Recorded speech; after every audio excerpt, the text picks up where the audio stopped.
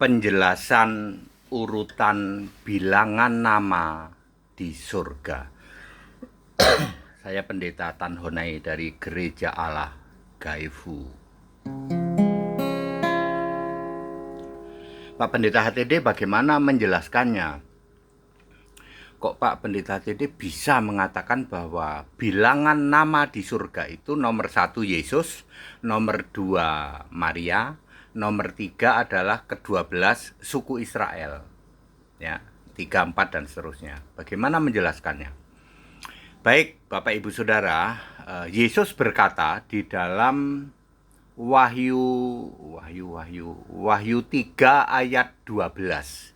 Yesus berkata, namaku yang baru. Jadi Yesus itu berkata memang aku nanti punya nama yang baru di surga. Kemudian Wahyu 2 ayat 17. Setiap orang di surga akan punya nama baru. Jadi orang-orang di surga juga punya nama baru, Yesus juga punya nama baru. Jadi nomor 1 pasti Yesus dong, ya oke. Lalu 2 Yohanes 1 ayat 1, di situ ditulis Maria itu ibu yang terpilih, I-nya huruf besar. Ibu yang terpilih, I-nya huruf besar. Ini untuk menandakan bahwa ilahi. Maria itu ilahi sebagai ibu di surga. Tapi ibu bukan dalam arti emak-emak, bukan. Ibu itu gelar untuk Maria, I-nya huruf besar. Jadi Maria nomor 2 dong, betul. Sekarang Keluaran 4 ayat 22. Ya, Israel adalah anakku yang sulung. Israel itu siapa? Yakub. Yakub nomor 3 dong. Jadi nomor 1 Yesus, nomor 2 ibunya Yesus, ibu yang terpilih Maria. Nomor 3 anakku yang sulung Israel, lalu diikuti 11 suku lainnya. Lalu habis itu diikuti ke-12 rasul, baru kemudian para nabi, baru Habel. Ya, itu yang di surga. Ya, jadi menjelaskannya gitu. Oh iya Pak, ada ibu yang terpilih, I-nya huruf besar, 2 Yohanes 1 ayat 1. Artinya Maria itu ibu, punya gelar ibu, I huruf besar. Ini ilahi, di surga sebagai ibu. Ya, kemudian anakku yang sulung, ya, anakku yang sulung itu Israel. Ya, di dalam Keluaran 4 ayat 22, ya sudah. Lalu setelah itu para nabi, ke-12 rasul, para nabi, dan Habel tentu saja orang pertama ya yang mati waktu itu. Bagaimana dengan di neraka, Pak? Di neraka juga sama. Wahyu 13 ayat 17, Wahyu 15 ayat 2. Di neraka ada bilangan nama juga ya. Nomor 1 iblis, nomor 2 dan seterusnya diikuti oleh 33,3 miliar malaikat. Baru setelah itu Kain. Jumlah yang ada di neraka 666 miliar. Sementara yang di surga dari bumi bulat ini sekitar 117 sampai 120 miliar. Nanti ditambahin di bumi baru, orang-orang dari bumi baru kan tidak ada kiamat, maka daya tampung surga akan menjadi jutaan triliun. Jutaan triliun. Karena manusia cuma perlu space sekepel tangan. Roh itu ada di dalam batin, di dalam kitab Yeskiel. Batin itu kan hati itu cuma sekepel gini. Bayangin ya, luas surga itu kurang lebih 3 kali Indonesia. Ya, tingginya, ya, lebarnya, panjangnya, sehingga kalau satu orang itu cuma diberi ruangan space sekepel tangan, bisa jutaan triliun. Artinya unlimited, ya. Seperti itu.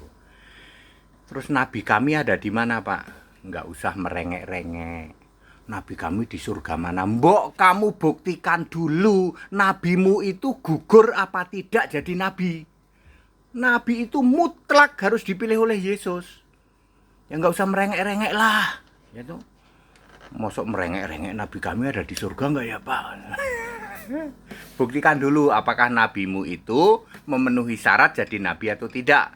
Yaitu harus dipilih oleh Yesus. Kalau tidak ya tahu dirilah. Ya. Seperti itu.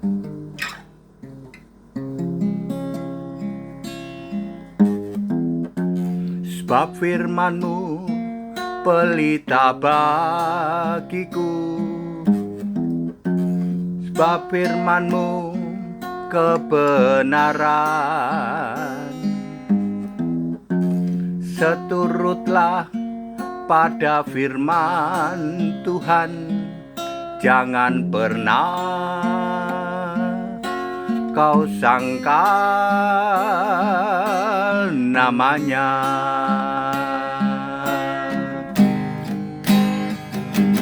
Sembahlah Yesus, sumber firman Allah, sebab Dia Allah, Allah segala Allah.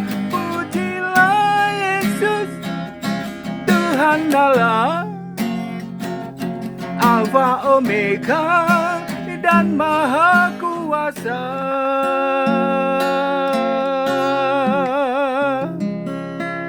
Jadi clear ya.